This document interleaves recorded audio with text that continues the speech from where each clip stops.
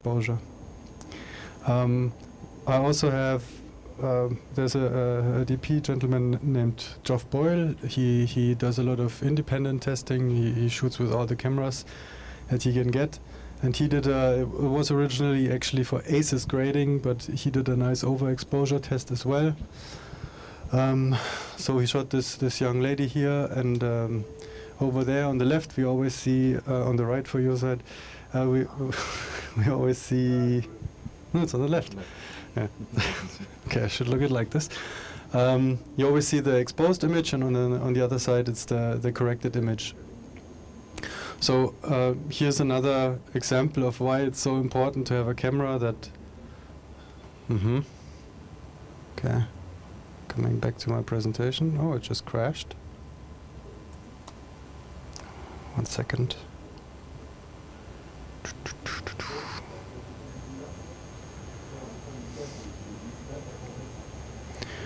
Excuse me.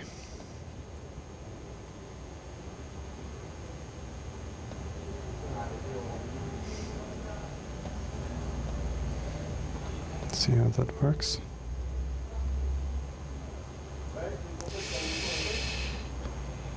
Okay.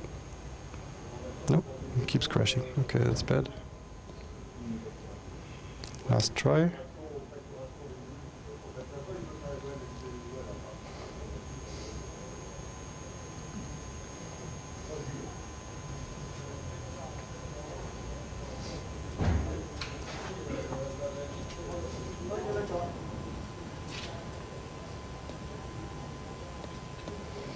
Okay. Est-ce que vous avez des questions là jusqu'à présent? So he overexposed this scene 2 stops, 3 stops, 4 stops, and you can see how bright her skin already is in comparison to a regular exposure. But still he was able to counteract that overexposure and correct the shot. So this is also why it's so important for us to have a camera that provides this large dynamic range, because in the end it really saves you, the people who work with the camera, it saves you a tremendous amount of time, because sometimes when you are like not in complete control of your shot, or if something goes wrong and you overexpose, then you can still correct the image and you don't need to go into a reshoot. You can spend less time shooting than with some of the other cameras. So on a lot of the Marvel features, I think all of the Marvel features are shot with your Alexa. Some of course also use other cameras. You sometimes need smaller cameras for smaller angles or something. But in general they are very happy with the Alexa cameras. They like the quality of the images, the dynamic range they get. Marvel, of course, all these movies are extremely green screen heavy, so it's a lot of visual effects they're shooting. But they're quite happy with the quality of our images. So I think what we should do now is we should take a look at some productions that have been using the AMIRA, so you can get a general overview of general overview of what has been shot in the past year, and after that we continue the presentation. Just darken this one. So it gets nice and warm in here.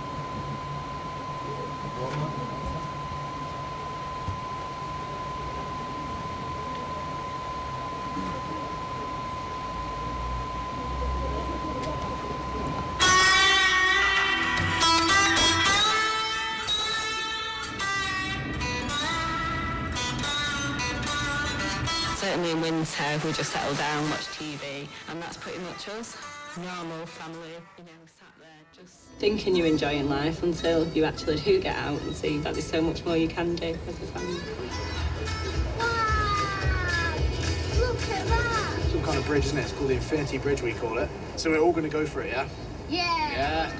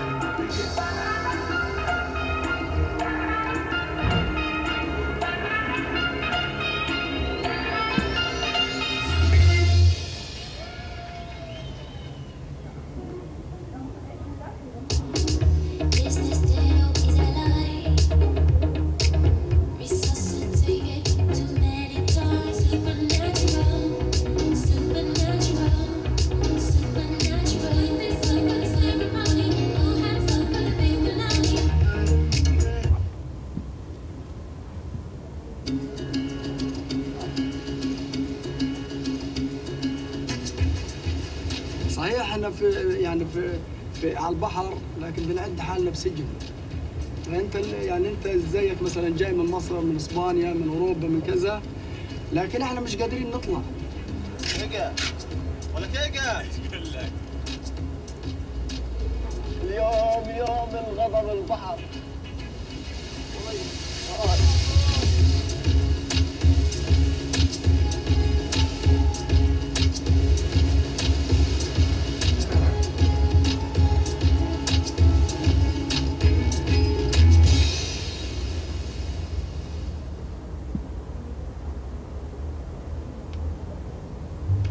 Come on, buddy. You and me, we were made for love.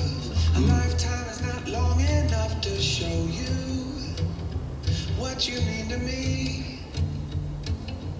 Ooh, I'll be waiting here for you when you come home to me.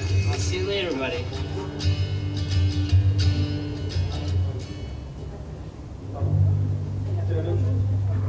It's our use of color and material that's really our special thing, and that's something which I enjoy most. In fact, creating my fabrics, I think it's a little bit like a painter creates his colors on a palette. The material which I use to construct my creations, my silhouette, that's the fun part of fashion, I think.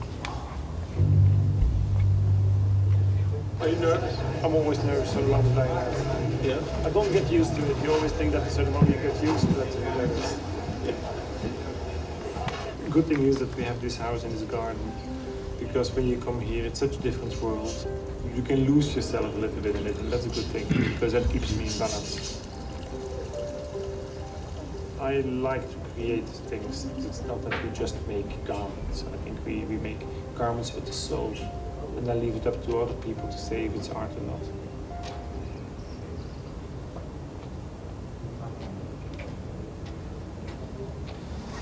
My name is Odile Kakire-Katese, and I live in Rwanda in Butare. We were destroyed by the genocide. It was a crime against humanity. How do we rebuild human beings? We had to find our way. It's about giving them identities, giving them their names, their smile. It's a wonderful platform of joy.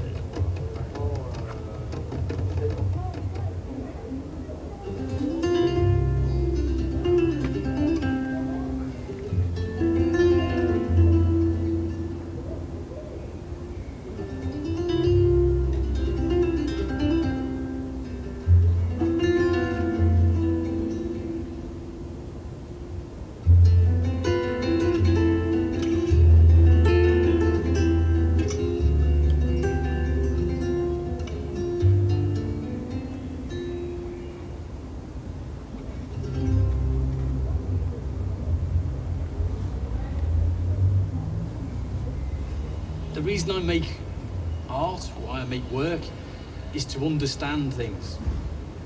So, in order to do that, I have to create these very elaborate scenarios, these rituals. They can have a physical effect on you. The exhibition that we're doing here at the Haus der Kunst spans approximately 15 years of Mark's oeuvre, and in 15 years he's developed such a rich and such a complex oeuvre that has really become a signature reference for a younger generation of artists.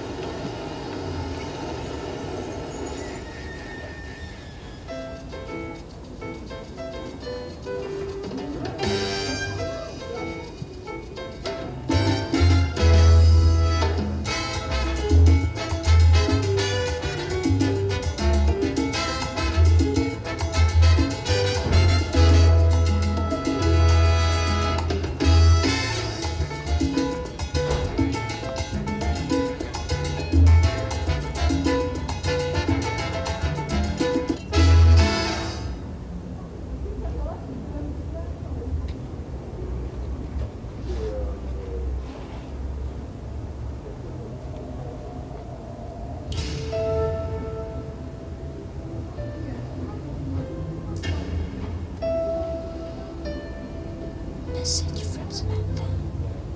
Hi there.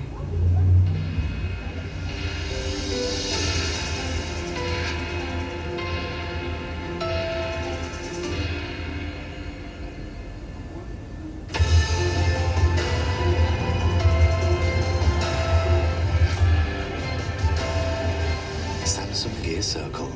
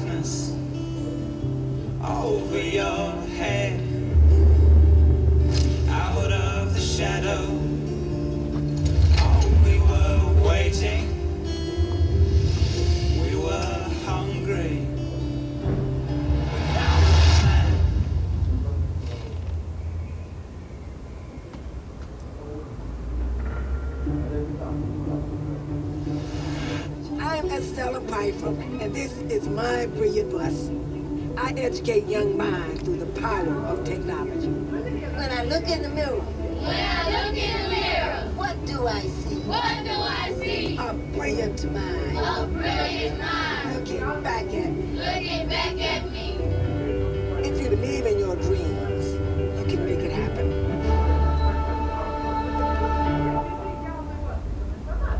Moi qui fais le 42 fois, moi qui la rappelle, c'est qu'il fait le 42 fois, alors on fait la faire. On va se détendre.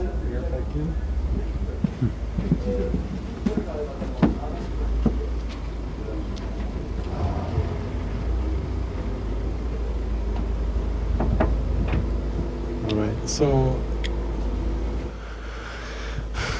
let's hope this works. Yeah, it works.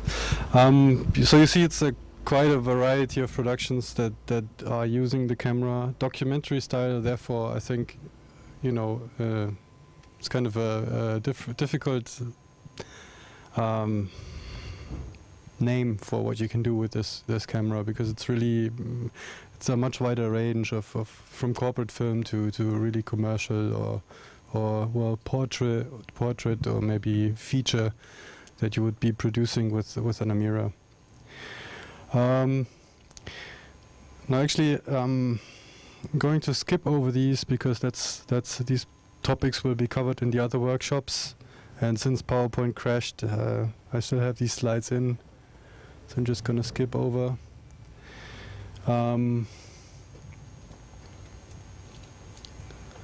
Okay, right, and get next directly to the in-camera looks. So. What's new about the ARRI in comparison to the Alexa, and what's now also following with the Alexa Mini, the latest Alexa model, and what will follow with the Alexa SXT, the coming Alexa model, is that they all use a new look system in the camera that allows you to load an actual 3D lookup table from a color correction system and apply it to the monitoring outputs. You can record, you'll record in the log C in the very flat curve that provides a very controllable image from the camera. So you can, when you capture these images with a higher dynamic range, you still have the ability to pull down your highlights. So the log C curve, like if you compare it to Canon, it's I think it's called C-Log for Canon or S-Log for Sony. All these curves, they are aimed at something that is to make the captured image as controllable as possible for the colorist. When you capture a standard Rec 709 or Rec 2020 image, then it typically has a very steep contrast curve, and the highlights, they are very compressed, very much pushed together. Now when you're trying to get detailed information back, so let's say you're shooting somebody in front of a window, in front of curtains, and then it's a very bright day outside and the curtain's blown out. all these informations in the details in the white, you cannot really pull them back. It'll just go gray and have no definition in there. But when you shoot with a logarithmic curve, then it's much easier to pull down that information if the sensor can capture it. So log-C capture, log-C recording in the camera is a very important thing. And like I said, on the new thing about the AMIRA is that you actually can apply a 3D lookup table for the monitoring. So we have 3 different versions of the AMIRA. There's it doesn't really have a name, it's just called AMIRA. I call it AMIRA Economical. So the entry version, it allows you to shoot only Rec 709 and has a few other things. You can only go 100 frames per second, and ProRes 4:2 is the maximum codec you can select. With this camera you have essentially control over the standard video parameters, what you know from a camcorder in any way. So you have knee, black gamma, and some saturation controls. So you can affect the characteristic of the image a little bit, but not too much. With the AMIRA Advanced, you have up to 200 frames, you can do log-C capture, and you have a better recording codec, ProRes 4:2 HQ. And what you can do is, if you record log-C, you can modify this log-C signal before it gets transcoded, or no, before it gets converted to a Rec 709 output. That means before you do a conversion from the camera image into the video image, you can pull down that information. You can bring down your highlights. You have much more control over your image. With the parameters we give you, slope, offset, power, and saturation, that's something that's typically used by a colorist. So when you have a telecine colorist, as they used to be, they typically use these controls to actually create a slight look for the camera, to match shots, for example. So with this you have quite good image control, and you already can work on some more dramatic looks for your images. With the AMIRA Premium, in addition, you can completely exchange the lower part, the standard 709 output conversion, and replace it with any 3D LUT that's provided by a grading system like Baselight or like Resolve or SpeedGrade, for example. So you can export a cube file, a 3D LUT, put that into the camera, and apply that directly to your monitoring. In order to create a look, ARRI provides a free tool. It's called the AMIRA Color Tool, and I'll switch over to that tool right now. So the AMIRA Color Tool is going to be called ARRI Color Tool soon, because the look files also are supported by the Alexa Mini and the Alexa SXT. So it's going to be one tool for all the 3 cameras. So what you have here is a file browser for a shot, for your shots that you already created. Over here, that's our default image, Isabella.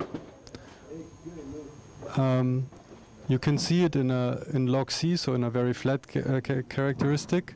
Rec 709, that's the standard transform we apply to the camera. And if you turn on look, you can actually modify the image. So with the video controls, as I said, you can do you can adjust the black gamma, you can adjust the knee, make it a little bit softer or steeper, and the gamma overall you can control to make the image a little bit more contrasty, but it's very subtle. Also, you can, like for example, reduce colors and pronounce a single color like red. And it takes a little bit because I don't have a mouse, sorry. But this is a very broad control because it's only 6 color vectors, so you can. It's a little bit difficult to really do any kind of look with that, right? With these controls, as you see, there's very little effect. And if I increase red, for example, let's do that numerically to 2. It's going to boost also brown, and it's going to boost also orange. So it's a very broad approach to color correction. In addition to this, so let's reset that for a second. Yes, I want to discard. CDL parameters, that's my other option here. So with the CDL parameters, I can, for example, do an offset, which is similar to ASA rating. So I can offset the picture a little bit to make it darker, and then I can adjust the slope, make it a little bit steeper, so I have more contrast in the image. And with saturation, I can, for example, desaturate the entire thing, and by going into the color wheel, I can actually give it a certain tint. So I can create really something that's more colorful. When I create a look, then it's placed down here in my look library, and you can see here also the images with a preview of what's been created.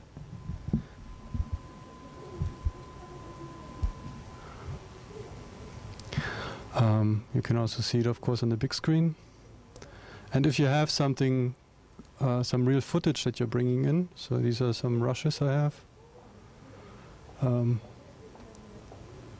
So that's shot in a theater. Then actually I can apply these and create different, different appearance to each shot. So whatever your movie or the commercial is, you can really have some good influence on the images. Now some of these looks, like this one for example and that one, they do include a look.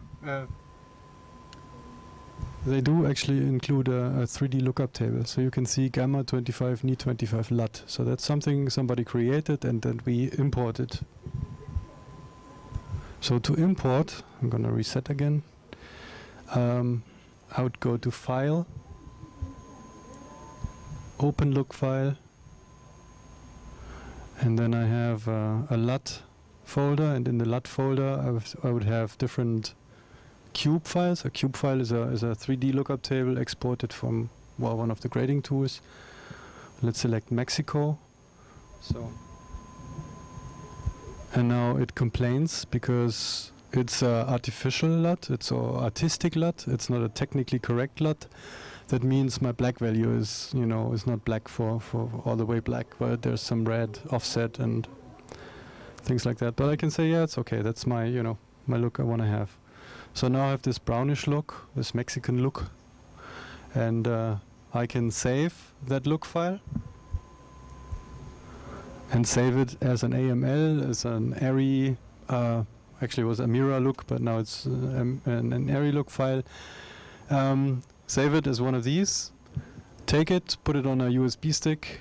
In the camera, you go into, actually, since I'm connected to the internet, I can show you on our simulator.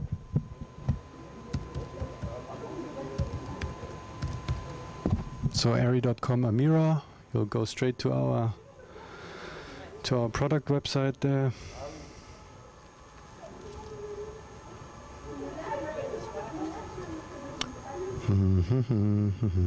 Still loading, isn't it?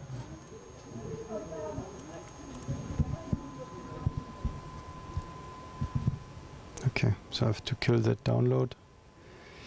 Disconnect. Okay, so this is our Amira product website, and up there you have tools and camera simulator, which gives you a simulation of the camera menus. Switch to full screen mode. So in the camera you'd go to the look menu. This is where you set your gamma, what you want to record. So in that case we would want to record log C. And SDI out, so my monitoring outputs, they should actually show the look as well as the viewfinder. And I go back, edit the look, add. This unfortunately is not available in the simulator, but you can then add a look from the USB stick and select it, set, and now this look is active, and that's recorded in the footage as metadata. It's shown on the monitoring outputs, and the recording actually is a log C clip. So when you go back here and you have a shot, let's say this one, then that was recorded with some kind of a look. Let me switch. No, it's actually not a look applied. Let's see if there's another one.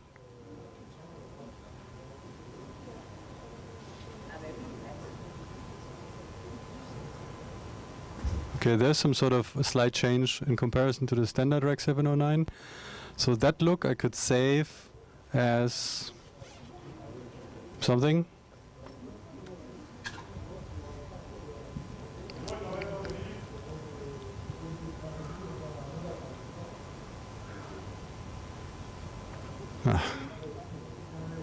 It's too warm for my little computer.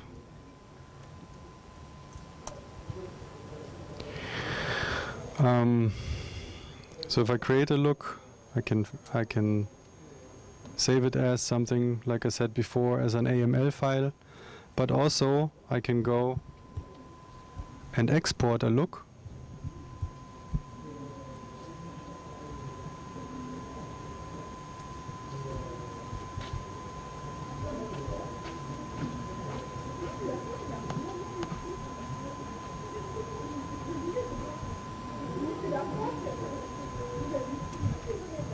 Okay, so I can export my video parameters, because that's apparently just been adjusted by video parameters, as a 3D LUT file. And then I can go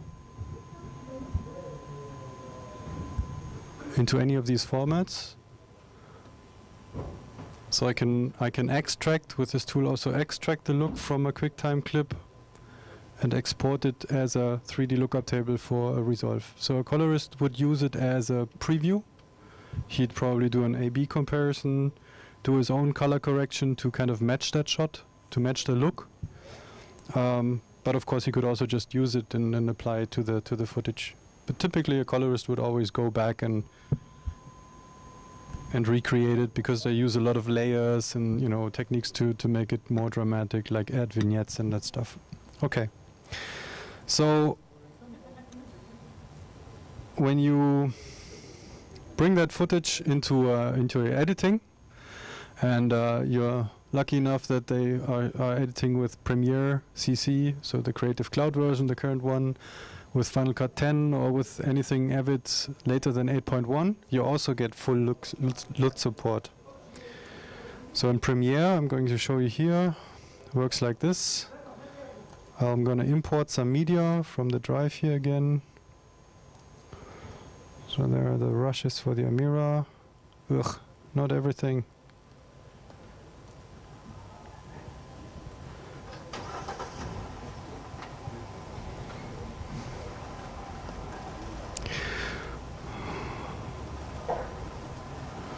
So here we have some shots.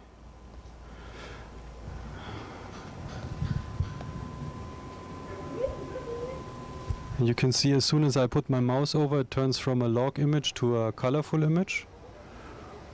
So it automatically applies the lookup table. So this is the shot up here, looks like that. And what Adobe calls it lumetri effect. So up here. And the lumetri effect automatically extracts the lookup table from our QuickTime files and applies it. It's not on the timeline, it's really on the clip layer. Same goes for Avid. In Avid it will be in the source settings where you can exchange or where you can see what the look file is, and for Final Cut it's also the same. I can also discard this look, so I can make it turn the image back to log C and load something completely different. And for Premiere Pro, for example, I would load a 3D LUT file. So, you know, go back to my Mexico look, make it a little bit brownish. So I can give it a completely different characteristic. So if you're, you know, during production, they decide that something has to be black and white, they can still, well, black and white is usually easy, but if you want a different color, then it's very easy for the editor to just switch it out.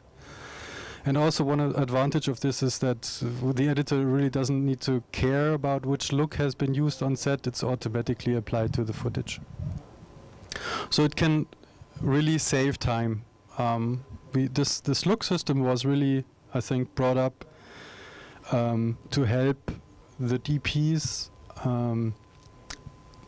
in their work with the digital cameras, because a lot of the control these days is lost, because you're not allowed, as a DP, you're not allowed anymore to use looks burnt into your camera. You're not allowed to make your own color decisions. You're usually there's little budget, so sometimes you're not even allowed, or you're not even invited to go to the grading sessions. So it's difficult to convey your interest, to convey your original ideas of what the images should look like. With this look system, you could sit together with the producer and the client before they actually shot, do some reference shots, do some tests, costume tests or something, create a look that you like, maybe 3, 4, 5 looks, not more, and then use these throughout the production. And when the footage is edited, everybody's looking at it for a few weeks, so they get used to it.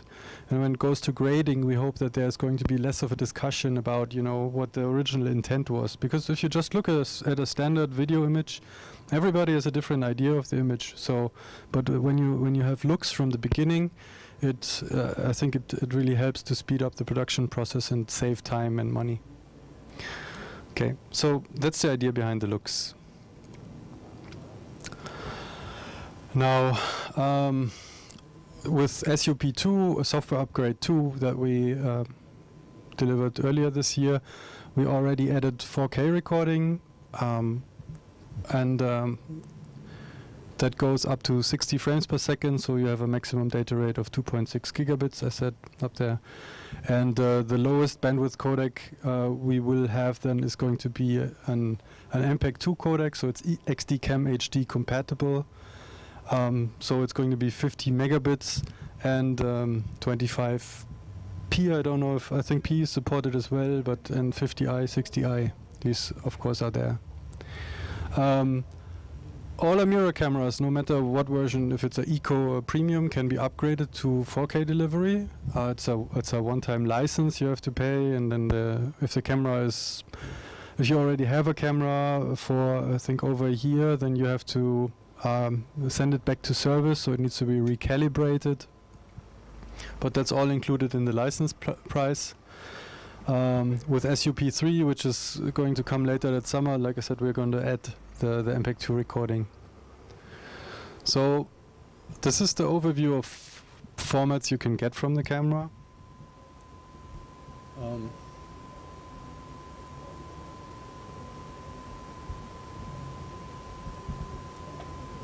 Okay, so a little bit bigger.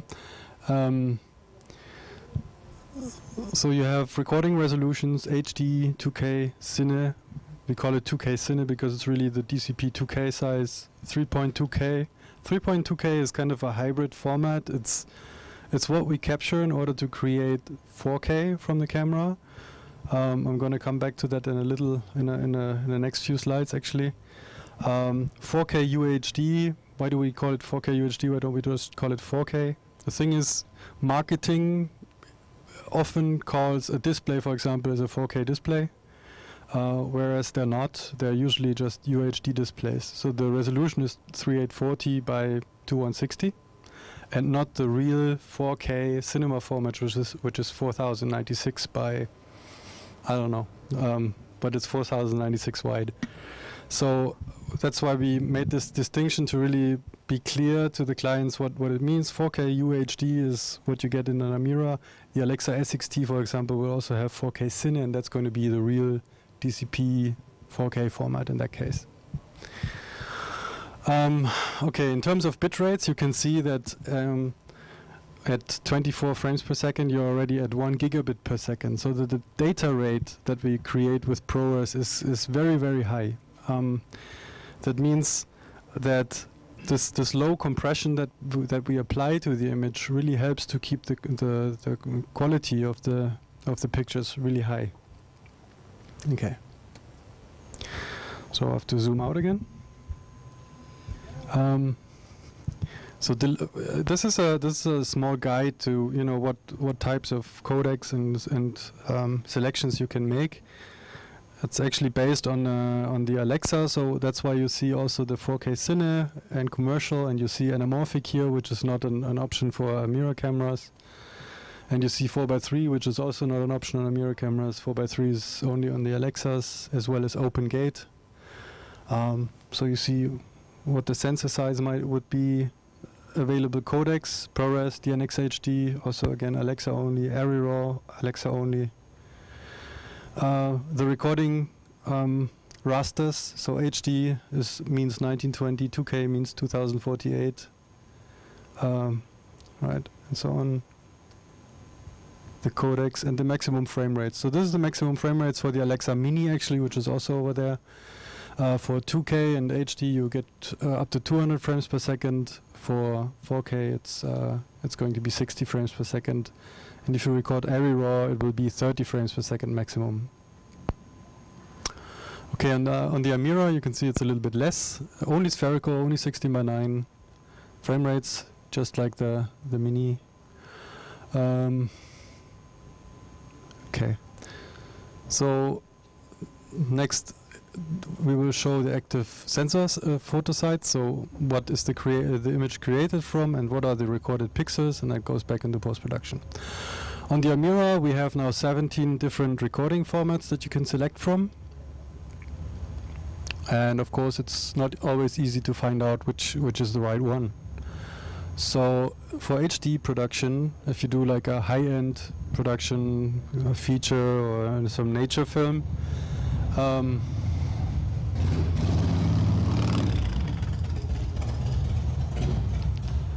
then you would shoot in ProRes, of course, HD 444. That gives you the highest color depth, the best color information. Actually, if you shoot 422 HQ, works just as well. It's the same compression as 444, so you don't really get an advantage from using 444, except for 10-bit versus 12-bit color depth. That's the difference. So we record this image with 2880 by 1620. That's the native pixel count on the sensor, and from that we debayer, we reconstruct an image that's HD resolution. So, like I said, typical production format for something like a wildlife show. Another option would be to shoot 2K cine. This is mostly done in application for example, for commercials.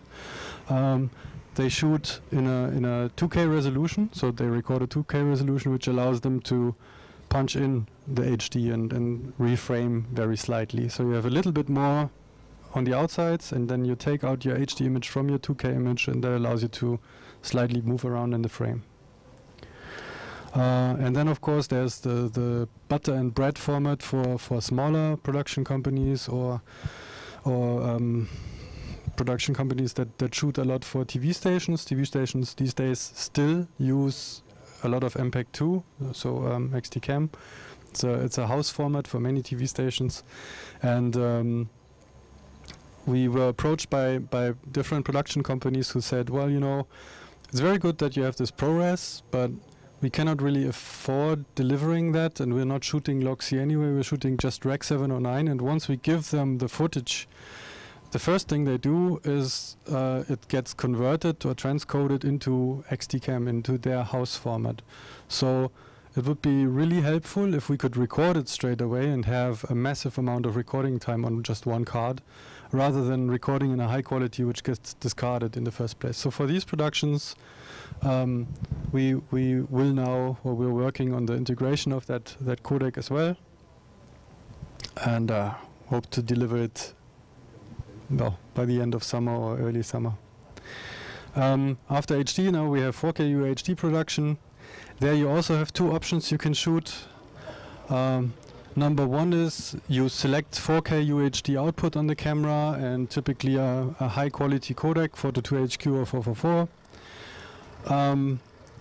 That creates a data rate, like I said, of approximately 1 gigabit per second, so it's really a lot. What we do on the sensor is we capture an area of 3200 by 1800 pixels, and we have a new debayer, a new image reconstruction algorithm in the camera, ADA5, that's the current generation. And with that we can, at the same time that we do the image reconstruction, we do a slight upscale of 1.2, and that allows us to get from 3200 width up to 3840 width. So we can, that's how we produce the UHD image. Why does that work? If you have the chance, please do shoot comparisons with other cameras. There are other cameras that claim to have native 4K. The production reality often is that you cannot shoot RAW with these cameras. So, for example, if you take something like an XAVC codec, which maxes out at 300 megabits, then the compression is so high that it really eats up most of the resolution. So, in comparison, a 1 gigabit per second ProRes clip tends to look a lot better than a 300 megabit clip in a different codec. And also, if you have more detail in the image, it really gets compressed away, so you don't see the image anymore. In addition to that, the thing about 4K is, I mean, I don't know how much you've read about it, but it's because of the high pixel count, you really need to be close to the screen to even see it. So if you're in a cinema, in a typical cinema with regular seating, not the stadium seating, you can have like row 1 until row 4, and after that, even with perfect vision, you won't see the pixels anymore. So you won't be able to actually perceive 4K. It's going to be a 2K resolution for you then. As soon as there's movement in the shot, panning or movement of the camera itself, then the resolution is going to be gone by motion blur. So that eats up the resolution. So the effect of the higher pixel count really is not as much as the effect of a higher dynamic range in the image. We also saw that because in the past 2 years, I think, we've been doing a lot of demos with Dolby, and they have a new technology, Dolby Vision, which creates images with extremely high contrast. So you'd have a display that doesn't produce a contrast ratio of, do you know what it is? 1 to, what's a typical TV screen? 1 to 100, 1 to 600? The Dolby HDR displays. Well, Dolby has screens that produce a contrast range of I think 1 to 1500 or something, and I believe a normal TV screen is about 1 to 300.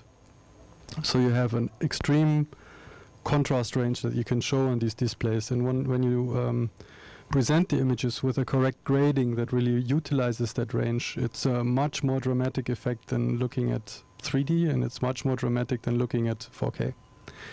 So that's really what everybody is focusing on right now. This is what the EBU is focusing on. This is what the SMT also is looking into, is really to bring high dynamic range content into the homes.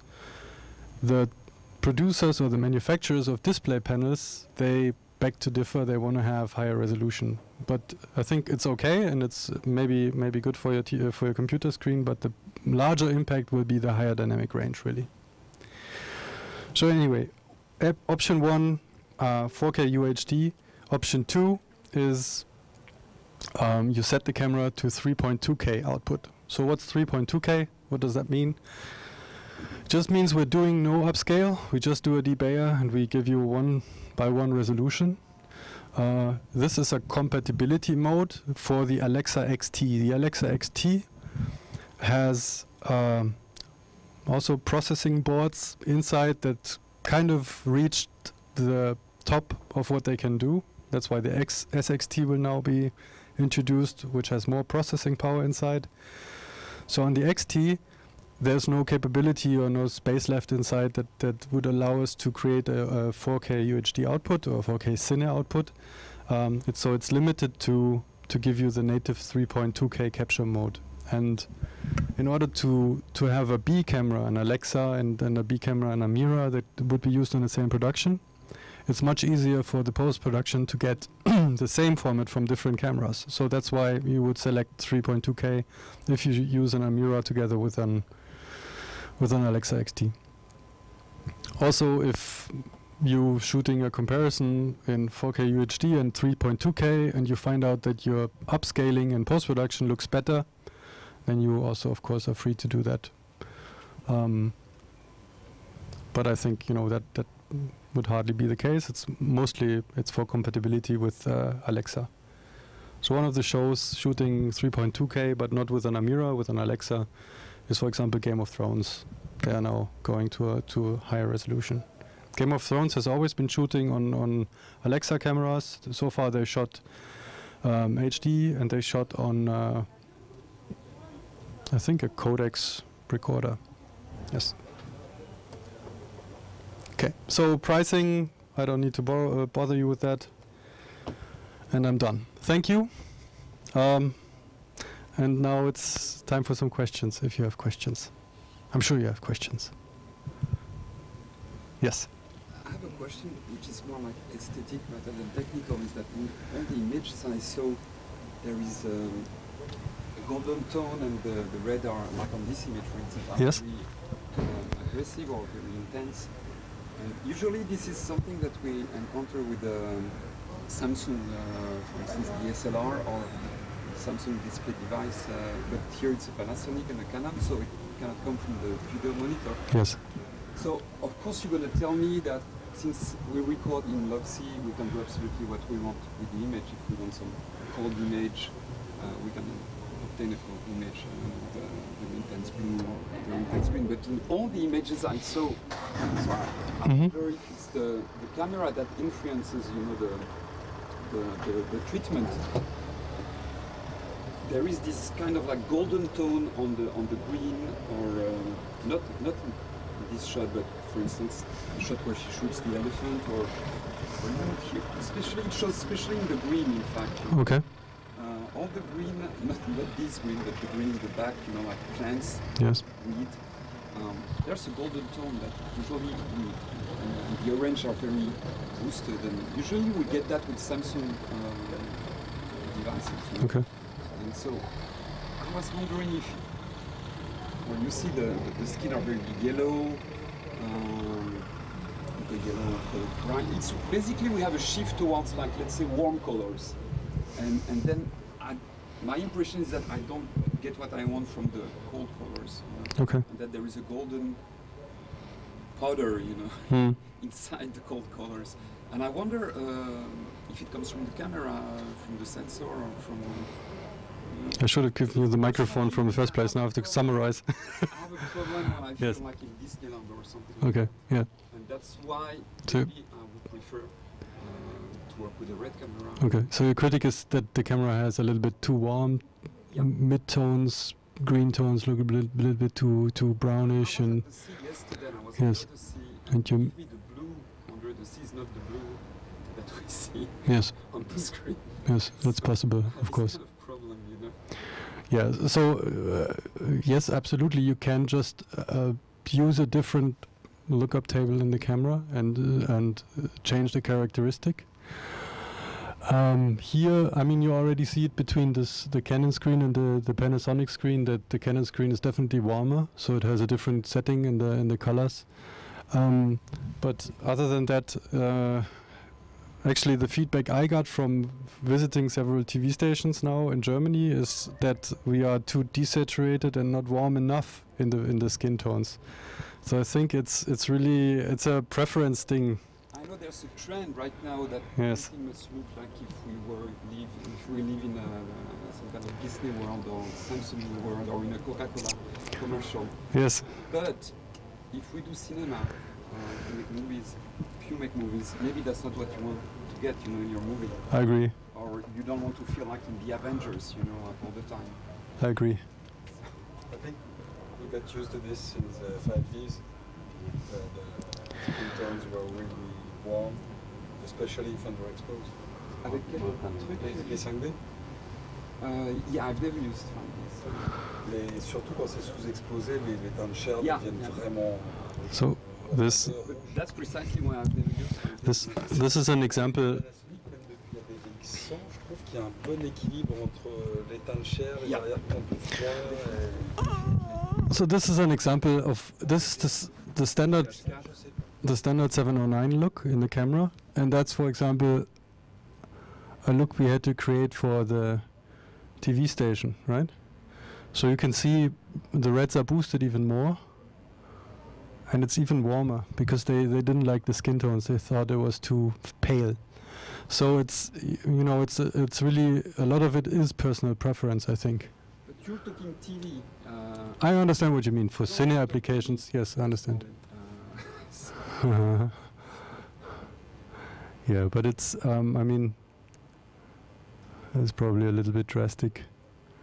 I don't care what TV wants, if you want to make movies. It's like if you were saying we're doing that in commercial, but you're writing books, so it's not really the same. It's not the same trade, it's not the same industry. Yeah.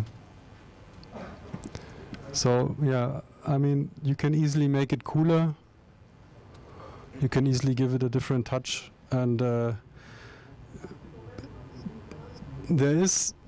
I mean, you can do that also directly on the camera. So if you don't like what you see on the set, then there's a way to just go into the color menu of the camera and apply an offset to make it a little bit cooler. I'm sure that since you shoot in Loxy,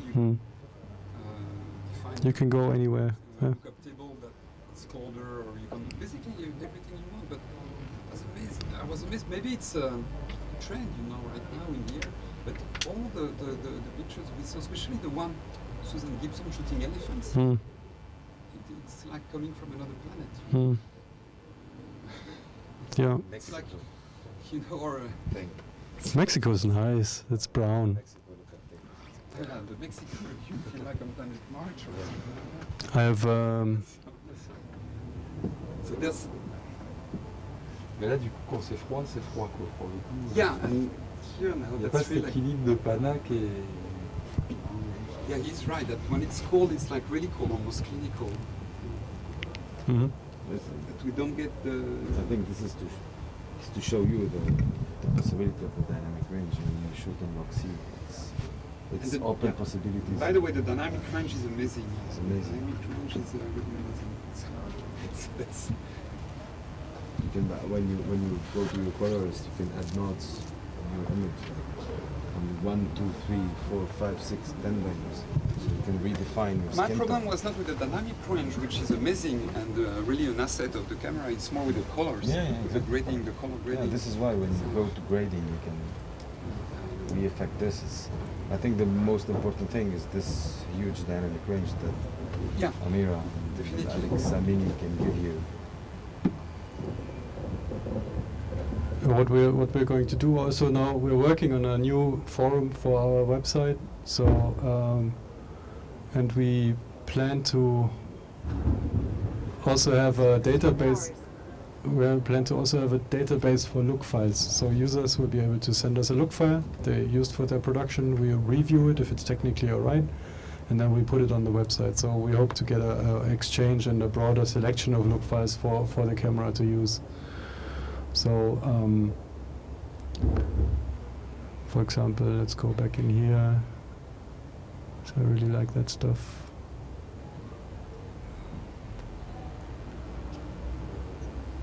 Let's put in.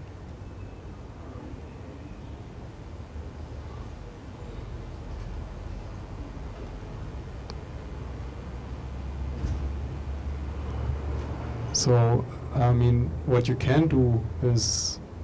This looks familiar. This looks familiar, right? So you're all supposed to know what this looks like.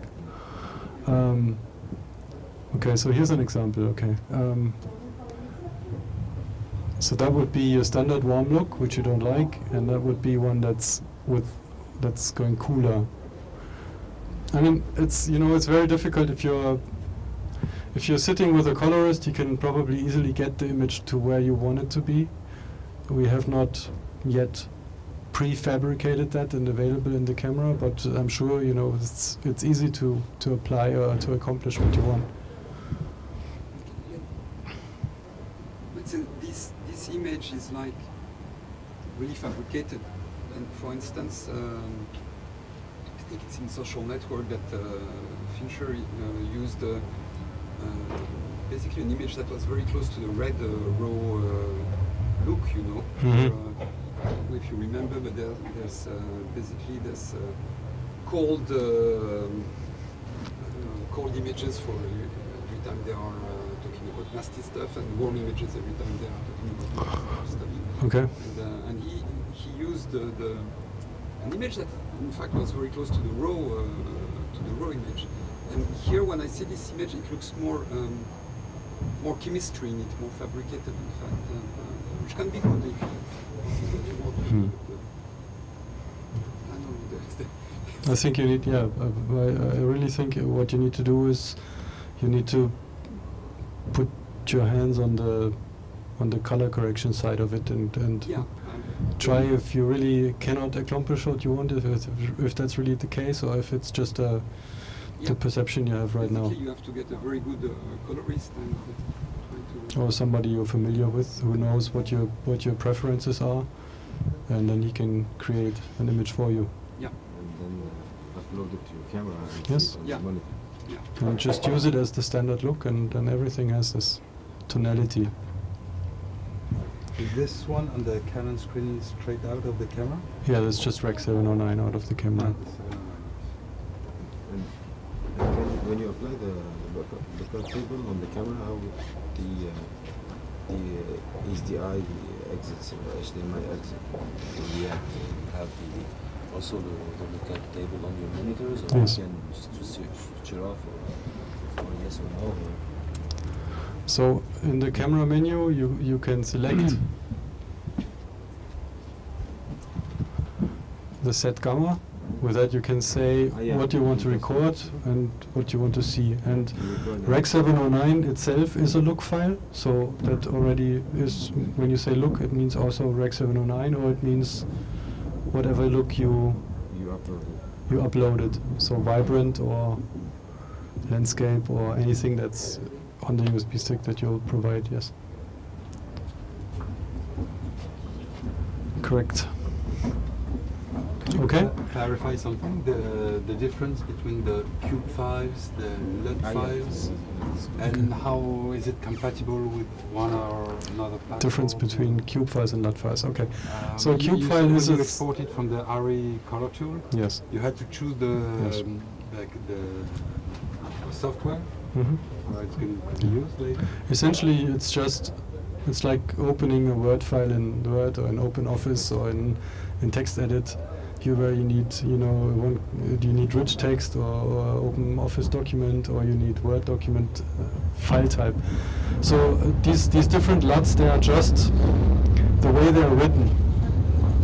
These are all text files typically, and sometimes it's like all the values just in one long column, sometimes it's three columns next to each other. And what we do when we select a certain output format is we just use whatever rule a program has, how a lot needs to be put together, and then save it as such. So I can show you actually.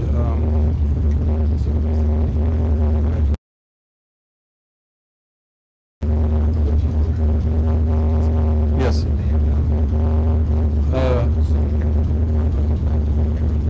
Yes. I love Harley Davidson, but you need to convert it to AML, which really is nothing but changing the way it's written, and then you can upload it to a camera. So if you look at a cube file, actually, for those of you who want to go to the next workshop that's going to be over there, they're about to start, because I'm running a little bit late already. But if you want to stick around, feel free. So here's a cube file, okay?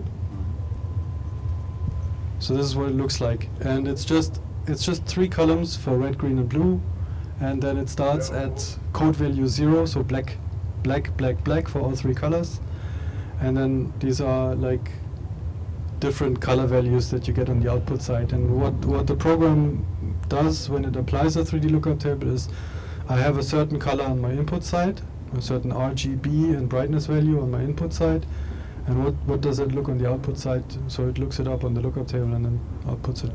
And if you write in different formats, like I said, you just have, for example, this uses values with decimals. There are ones that do not use decimals, so it's just different types of So basically, they all tell the same thing, but in a different way. Yes. And there are convertible from one to They another? are convertible, yes. Losslessly? Yes. Correct. Okay. So we're done. Thank you. Thank you. Thank you very All much. right. Thanks.